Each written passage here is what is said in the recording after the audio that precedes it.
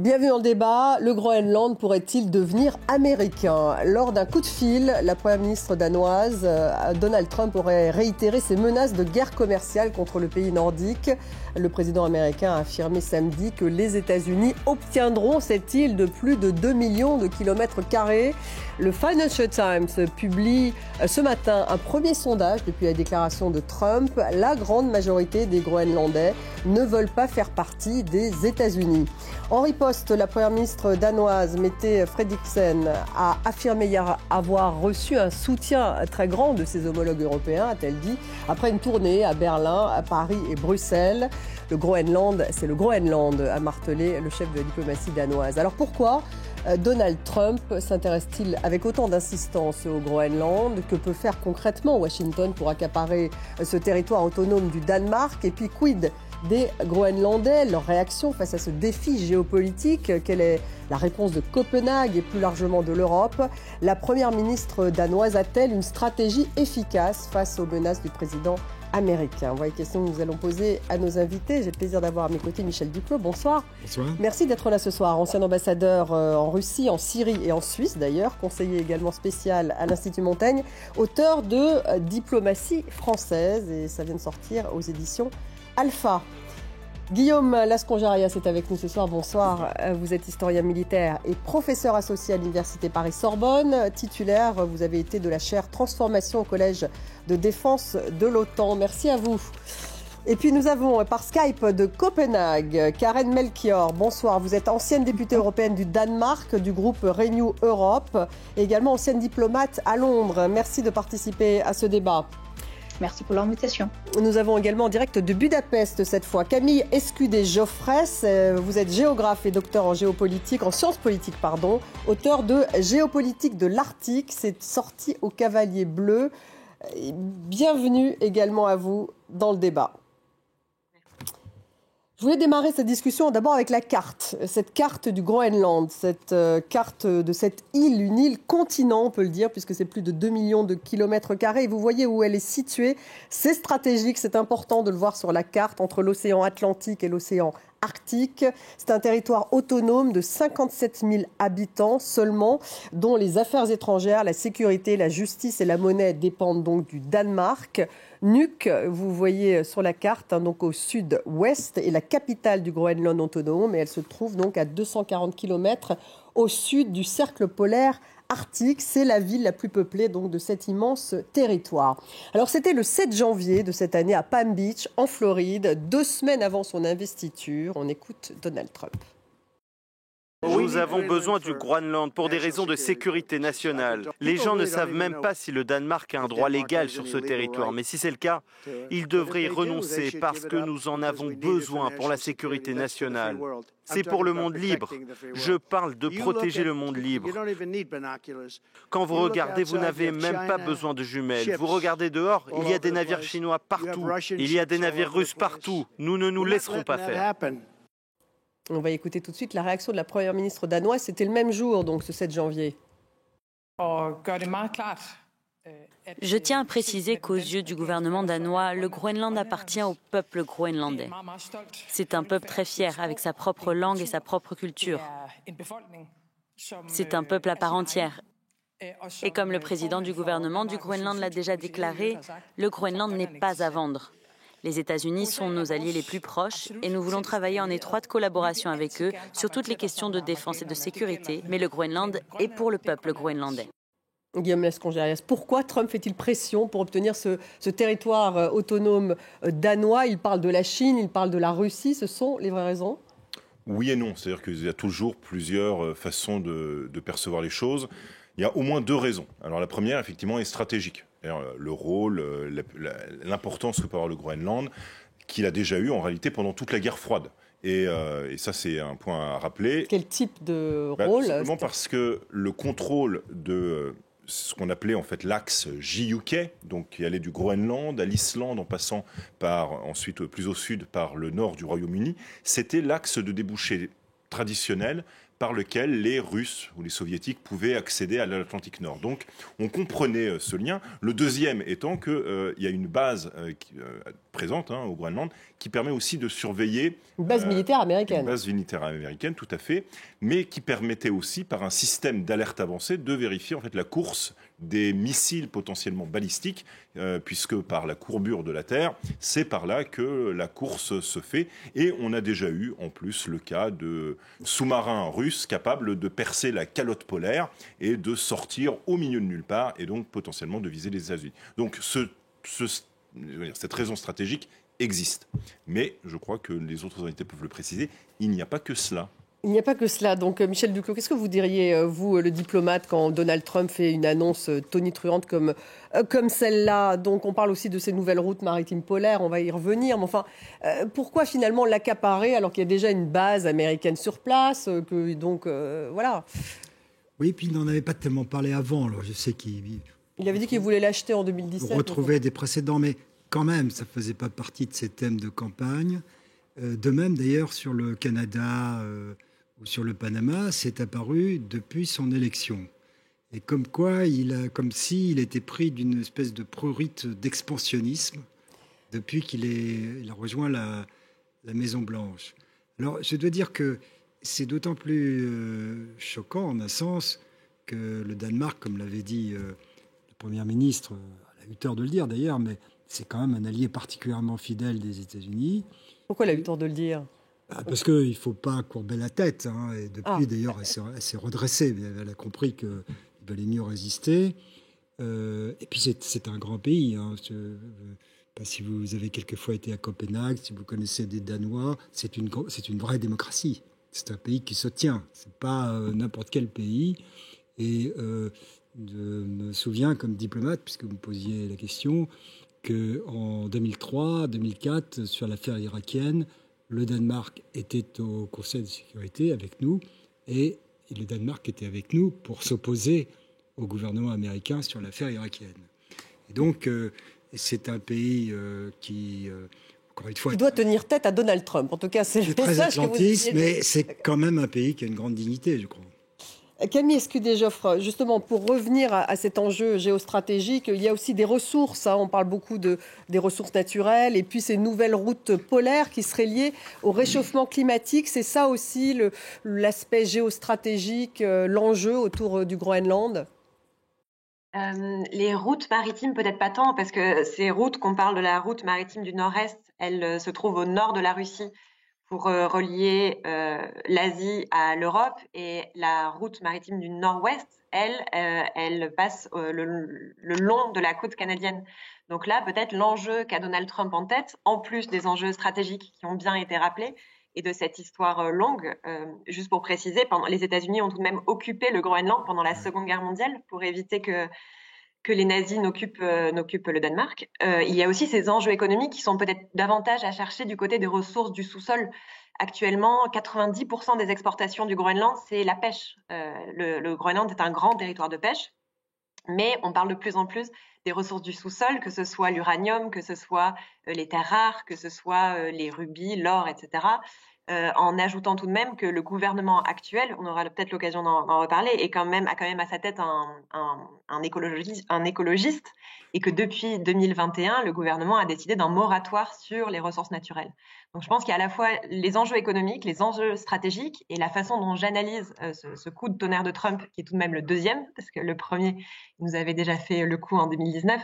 La façon dont j'analyse les choses, c'est aussi un coup de poker politique, c'est aussi une affirmation politique, effectivement, liée à la conscience d'un retard sur la scène arctique face à la Russie, qui est le géant arctique incontesté, et face à la Chine, qui est également une puissance polaire et une puissance arctique. Et c'est vrai qu'à côté de ces deux géants, les États-Unis, eux, étaient un peu en retrait. Et avec Trump, grâce à Trump, pourrait-on dire, ils cherchent à retrouver une certaine prestance sur la scène arctique en utilisant effectivement le territoire du Groenland. Et je ne sais pas si le territoire du Groenland a besoin des États-Unis, mais en tout cas, actuellement... c'est sûr que le Danemark a besoin du Groenland et le Groenland a besoin du Danemark. Après, pour le reste, on verra. On va y revenir. Karen Melchior, justement, vous qui êtes ancienne députée européenne du Danemark, vous êtes la femme politique danoise de ce plateau. D'abord, votre réaction quand Donald Trump dit que finalement, il pourrait vouloir accaparer le Groenland par tous les moyens. Est-ce que vous redoutez, par exemple, une intervention militaire américaine ? Je crois que c'est un signal qu'on est dans un monde où la valeur la plus importante politiquement, c'est l'attention. Donc, quand Donald Trump a commencé de parler du canal de Panama et le Groenland, il faut se souvenir que c'était dans l'aspect de aussi l'enterrement de la présidente Jimmy Carter, qui a eu un accord avec le Panama de redonner le canal au Panama. Donc, pour lui de dire quelque chose sur le Panama et le Groenland, où il se répète un peu sur ce qu'il avait dit dans son premier mandat, qu'il voudrait acheter le Groenland, c'est une façon de faire le monde parler de lui. Et je crois qu'il ne faut pas oublier que c'est peut-être ça le plus important pour Donald Trump, c'est qu'on parle de lui. Donc pour vous, c'est juste une opération de communication ? Premièrement, c'est une opération de communication. Deuxièmement, c'est une façon de s'insérer dans le débat de sécurité. Mais c'est un débat qui a déjà commencé le dernier mandat. Et aussi la question des minéraux, des uranium et des autres minéraux. On a eu en discussion déjà il y a 10 ans. Et aussi, il y a déjà une mine d'or. Il y a aussi une production de rubis en Groenland. Donc, ce n'est pas quelque chose de nouveau. Mais ce qui est nouveau, c'est peut-être justement la brutalité du discours de Trump. Ça, c'est nouveau. Ça, c'est nouveau. Et c'est nouveau qu'on ne sait pas où il est. Qu'est-ce qu'il va faire? Comment est-ce qu'il va réagir? Est-ce qu'on peut faire des négociations avec lui? Donc, il faudra vraiment regarder ses alliés dans l'OTAN, dans l'Union européenne, dans les pays nordiques, pour serrer un peu les camps contre un États-Unis où on ne peut pas prévenir qu'est-ce qu'ils vont faire. Parce qu'il faut aussi dire que l'OTAN, les États-Unis, c'est un des grands partenaires dans l'OTAN. Oui. Donc, s'il fait une attaque militaire à Groenland, c'est l'OTAN qui s'implode. Oui, alors justement, on va y revenir finalement à toutes ces réactions en chaîne qui peuvent être entraînées par ce discours de Donald Trump. Juste un mot tout de même qu'on comprenne bien, je vous la pose à tous les deux cette question. Si Trump veut acheter le Groenland, que dit le droit international? Est-ce qu'il peut, si par exemple le Danemark dit OK, comme la France a fait par exemple pour la Louisiane, est-ce que l'Amérique peut acheter le Groenland? Alors, je suis pas juriste, mais je crois, pour l'avoir lu, que théoriquement c'est possible si la population l'accepte. C'est-à-dire, en fait, je crois qu'il n'y a pas de possibilité de droit de dévolution. C'est-à-dire, on n'a pas la possibilité, les Danois n'ont aucune possibilité de le donner comme ça, sans l'autorisation, à mon avis. D'ailleurs, ils ne le feraient pas. Parce que pour le coup, ça a été rappelé, on a une vraie démocratie fonctionnelle, électorale, parlementaire, qui refuserait sans doute ce point-là. Et ensuite, il faudrait que les Groenlandais eux-mêmes l'acceptent. Donc, ça fait quand même beaucoup de... Oui, mais si c'est le cas, ça serait possible, Michel Duclos. En fait, si le Danemark et les Groenlandais l'acceptent, a priori, on peut vendre une partie on peut vendre le Groenland aux États-Unis. Ça ne s'est pas fait depuis longtemps, quand même.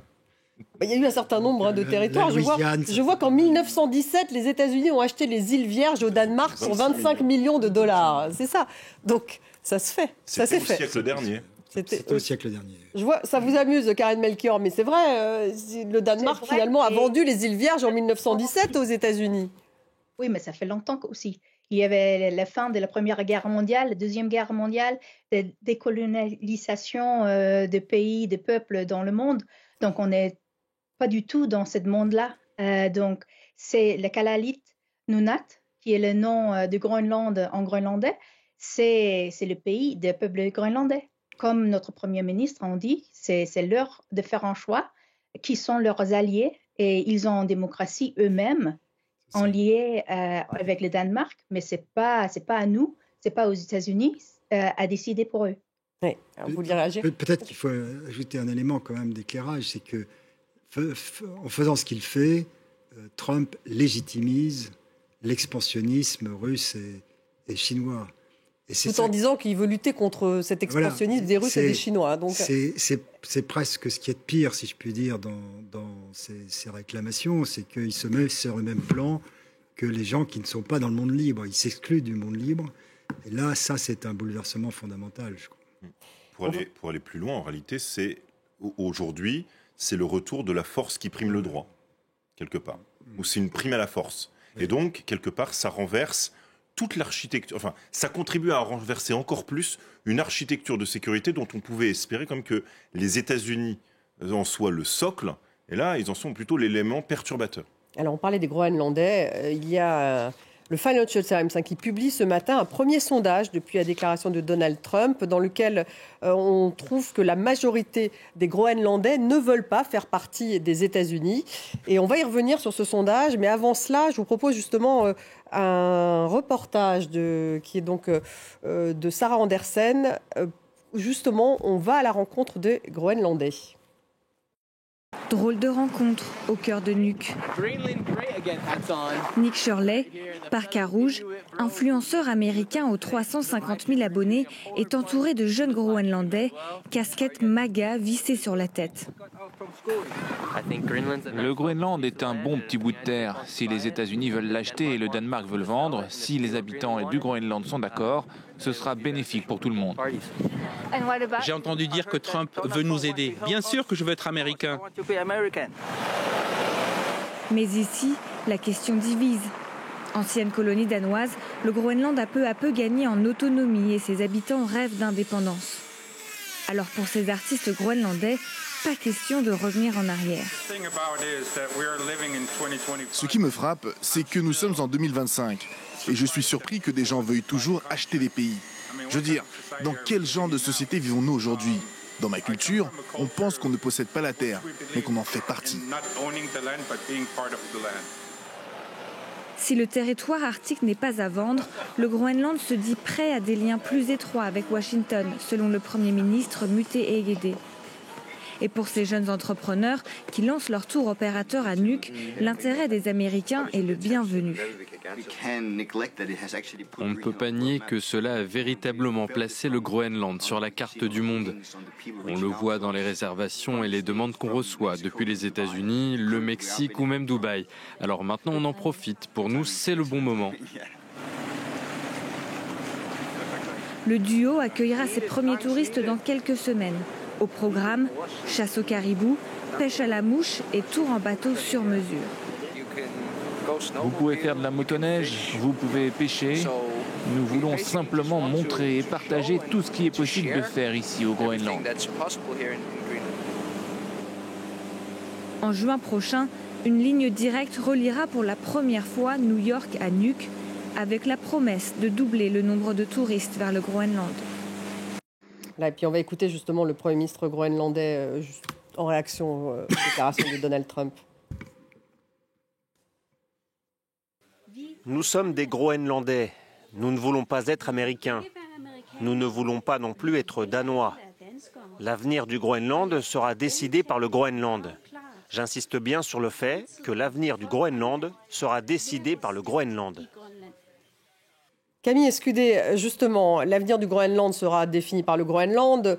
Karen Melchior nous disait la même chose. Ce sont les Groenlandais donc, qui définissent leur destin. Il y a une problématique de souveraineté, on le voit, puis il y a cette question de l'indépendance, finalement, du Groenland, qui va être au cœur de la campagne pour les prochaines élections locales qui vont se tenir au mois d'avril. Est-ce qu'il pourrait y avoir, si effectivement le Groenland demande son indépendance, d'abord, est-ce qu'il peut l'obtenir ? Je poserai également la question à la députée du Danemark, notre politique danoise qui est avec nous sur ce plateau. Et est-ce qu'effectivement, on va vers l'indépendance du Groenland ? Alors effectivement, le Groenland, vous faites bien de le rappeler, c'est une ancienne colonie danoise, mais qui a obtenu son autonomie à la fin des années 70, et ensuite également en 2009, une autonomie accrue. Donc aujourd'hui, c'est un territoire avec beaucoup d'autonomie, et dans la loi est inscrite que si les Groenlandais votent pour l'indépendance, Copenhague sera forcé à leur accorder l'indépendance. Donc ce qui est certain, et votre sondage était tout à fait intéressant, c'est que les Groenlandais veulent l'indépendance, que ce soit vis-à-vis de Copenhague, que ce soit vis-à-vis de Donald Trump. En fait, aujourd'hui, ça fait un quasi-consensus au sein de la société et dans la classe politique.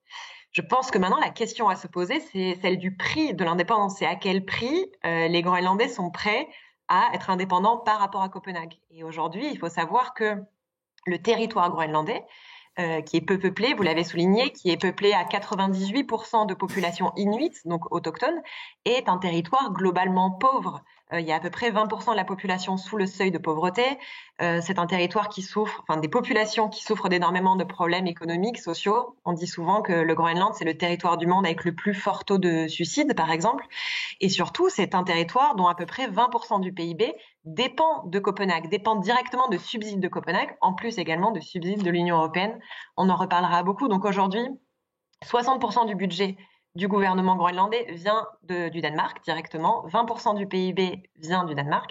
Donc les Groenlandais veulent être indépendants, ils veulent se défaire en théorie de cette tutelle-là, mais dans l'état actuel des choses, ils ont besoin, économiquement, la question se pose, et ils ont besoin encore de Copenhague.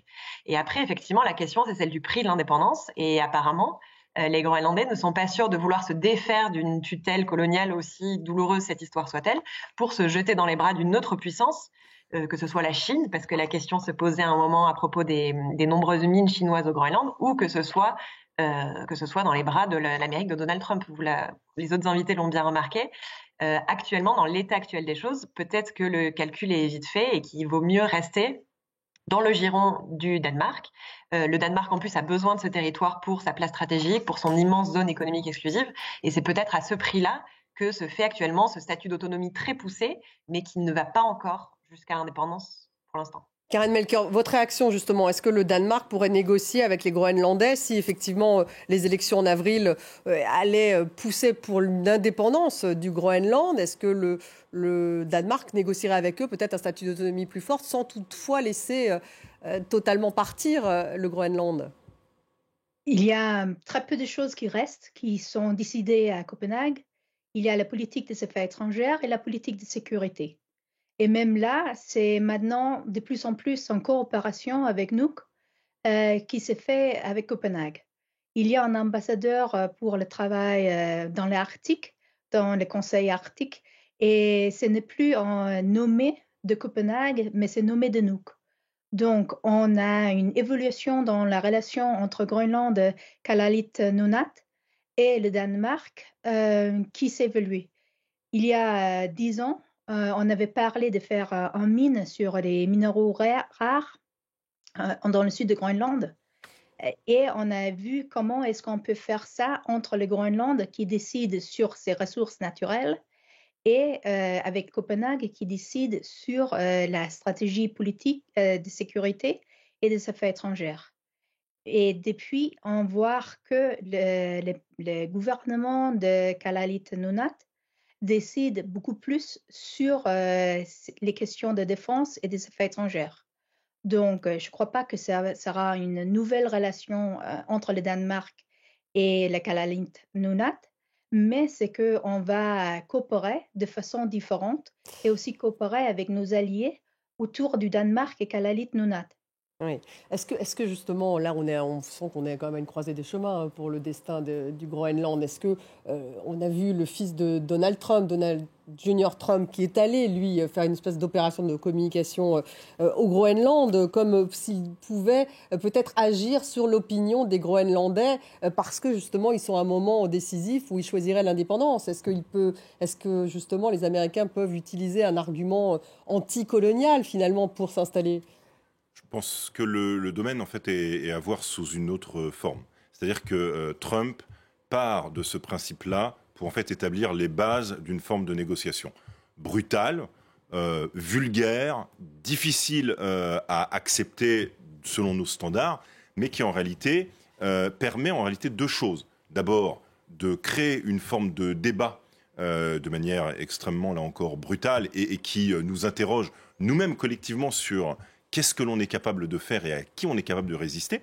Et puis la deuxième, c'est tout simplement l'invasion militaire. Elle n'est pas en réalité, c'est pas une option potentiellement retenue. C'est d'ailleurs pas là-dessus que ça se joue. Genre, il a dit, pourquoi pas, hein ? Oui, mais il a en fait insisté sur la question de la sécurité nationale. Et donc d'ailleurs, une des premières mesures que les Européens collectivement ont envisagé et que le Danemark lui-même a envisagé, c'est j'en profite pour booster mon effort de défense Et cet effort de défense, justement, je le place dans cette nouvelle zone de contestation, une de plus, qu'est l'Arctique. Et donc, on peut toujours voir aussi cette façon de procéder de Trump comme étant une façon de créer un aiguillon qui est la base d'une discussion et qui peut finalement pousser les Européens à se saisir d'objets qui, sans quoi, d'ailleurs, sur lesquels ils sont un peu longs à la détente, quelque part. Alors justement, Mette Frederiksen, donc la première ministre danoise, elle a fait un tour des capitales européennes hier. Elle a vu Olaf Scholz, le chancelier allemand.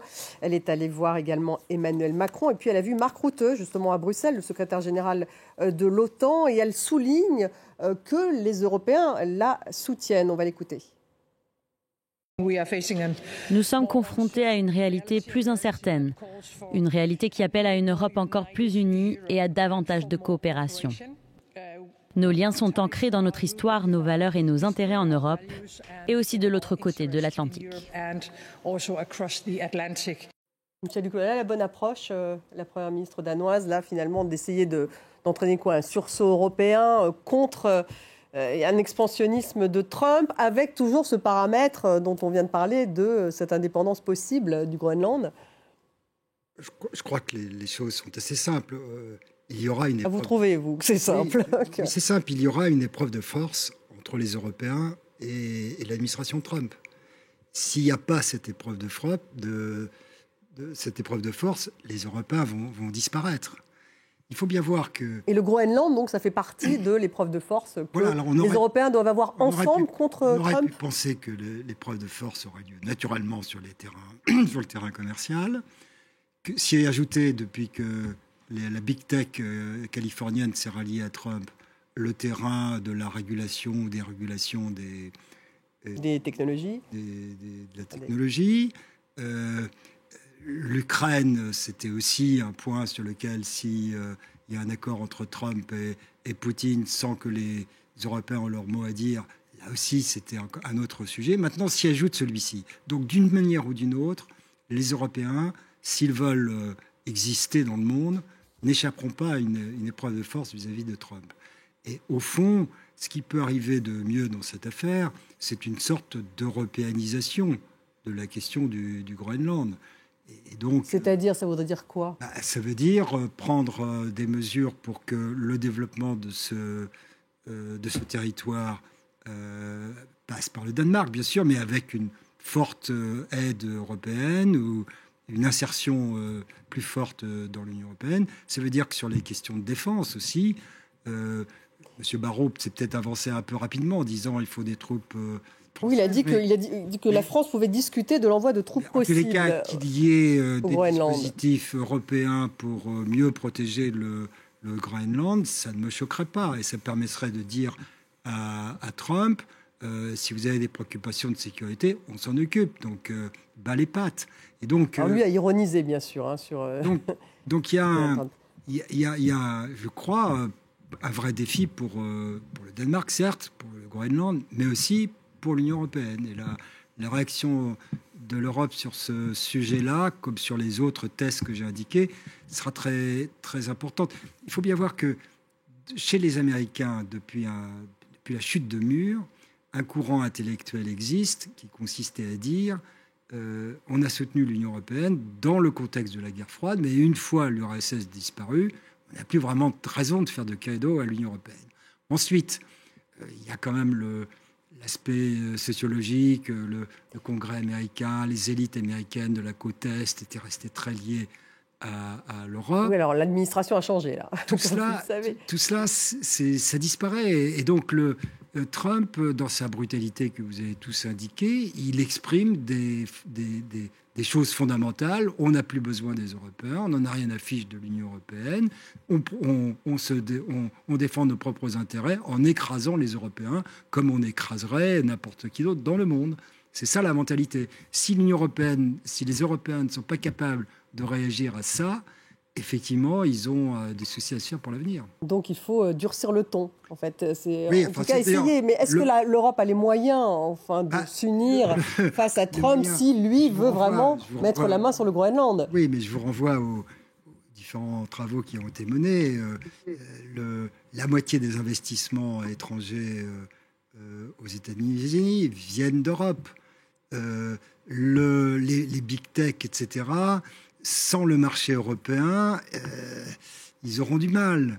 Donc il y a des moyens de pression. Dans la compétition avec la Chine, si les Américains antagonisent les Européens, ça ne se passera pas si bien que ça. Donc cette idée que les Européens seraient paralysés et n'ont aucun moyen de se défendre, c'est une idée fausse, tout simplement. Karen Melchior, justement, on dit qu'il y a eu un coup de fil entre Donald Trump et la première ministre danoise qui s'est mal passé, que tout a un peu commencé là. Non, je ne crois pas que ça a tellement mal passé. Je crois que c'est un peu exagéré. Il y a une longue conversation un peu brute entre les deux chefs d'État. Et je crois que Donald Trump a besoin d'un peu se mettre en scène et qu'on ne trouvera pas une négociation avec Donald Trump sans être dans une position de force.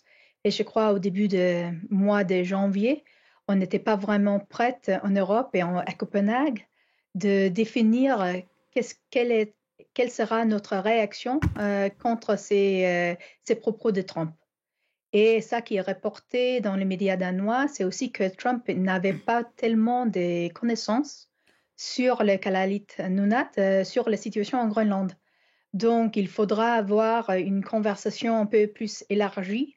Je crois aussi qu'il faudra se consolider avec nos alliés nordiques et européens. Et un petit mot sur des soldats européens de l'Union européenne. C'est dire que le Groenland, ça fait partie du Danemark, mais ça ne fait pas partie de l'Union européenne.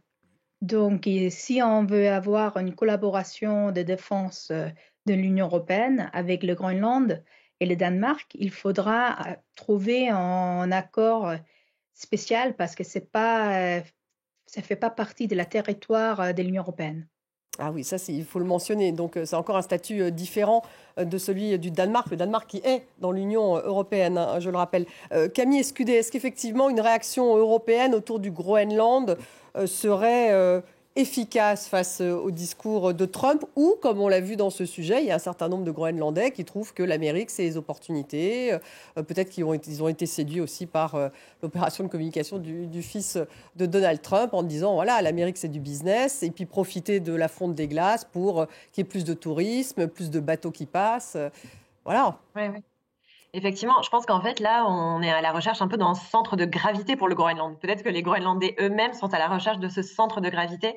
Et vous faites bien de remarquer qu'il y a absolument deux approches différentes. On a bien souligné celle de Trump, mais celle de l'Union européenne, je pense qu'il faut quand même rappeler qu'elle existe. Certes, le Groenland est le premier territoire de l'Union européenne à avoir fait le choix de quitter cette union. On a beaucoup parlé du Brexit, et bien avant. En 1985, le Groenland a fait le choix de quitter l'Union européenne parce que ça ne rentrait pas dans ses intérêts en termes de pêche. Tout ce qui était la question de la pêche et de la politique agricole commune ne lui allait pas. Mais on observe un peu un retour de balancier, c'est-à-dire il faut souligner qu'il y a moins d'un an, cet été 2024, l'Union européenne a ouvert un bureau à Nuuk. En 2023, l'Union européenne a aussi organisé un forum arctique à Nuuk. Il faut préciser que certes, le Groenland ne fait plus partie de l'Union européenne, mais c'est tout de même un territoire d'outre-mer de l'Union européenne, comme pourrait être par exemple la Nouvelle-Calédonie. Et donc à cet égard, le Groenland bénéficie également d'argent de l'Union européenne dans le cadre des fonds européens de développement. Je crois que c'était un peu plus de 200 millions d'euros entre 2014 et 2020, notamment dans les domaines de l'éducation, de la recherche, etc. Donc effectivement, c'est deux approches complètement différentes. Ça pourrait jouer pour le coup dans le choix alors si. Oui, mais c'est tout à fait. Mais l'approche de l'Union européenne, c'est vraiment une approche de la diplomatie, un peu plus de la douceur, pour utiliser des termes pas vraiment adaptés, mais qu'on observe. Et ce qui est intéressant, c'est qu'il semble que ça porte ses fruits. J'ai lu tout à l'heure un sondage de l'Université du Groenland. Il y a 5 ans, 60% des Groenlandais étaient pour quitter l'Union européenne, pour rester hors de l'Union européenne. Ce sondage a été fait de nouveau il y a 6 mois.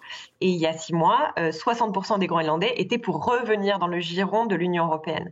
Donc je pense qu'en fait, c'est une histoire d'influence. Même quand vous posiez la question, qu'est-ce que Donald Trump peut faire ? Je pense que c'est essentiellement des questions d'influence, effectivement. Et se pose la question du centre de gravité. Qu'est-ce que les Groenlandais vont choisir ? Et il me semble, en l'état actuel des choses, peut-être qu'il faudrait demander plus concrètement aux Groenlandais, mais vu tout ce qu'on a pu voir, vu les sondages, vu les analyses que moi-même j'ai pu produire, il me semble que pour l'instant, le giron de l'Union européenne qui semble peut-être plus plus protecteur ou en tout cas plus démocratique semble correspondre aux aspirations des Groenlandais qui, il faut aussi le rappeler, ont voté tout de même pour un gouvernement écologiste en 2021 et ils ont voté aussi pour un moratoire contre l'exploitation du gaz et de pétrole.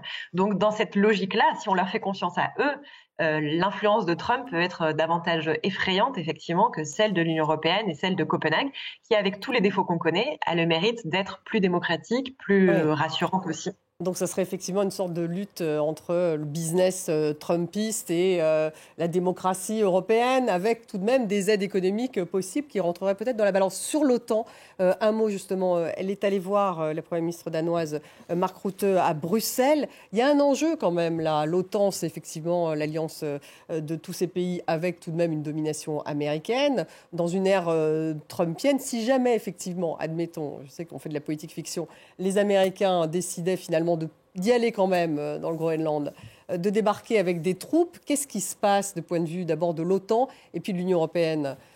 C'est bien tout le problème, c'est-à-dire qu'en fait, ce cas s'est déjà produit. Alors pas avec les Américains, mais avec un affrontement entre deux alliés de l'OTAN. C'est arrivé en 1974, à propos de Chypre, entre les Turcs et les Grecs. Et l'OTAN n'est pas intervenue. L'OTAN n'est pas intervenue. L'OTAN... Quand les Turcs ont envahi une partie de Chypre. Chypre Nord, ouais.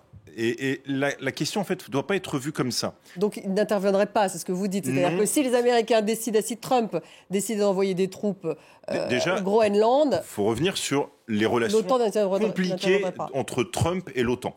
C'est-à-dire que depuis 2016, avec des allées et venues, Trump a dit l'OTAN, je déteste, puis l'OTAN, il faut que vous payiez suffisamment.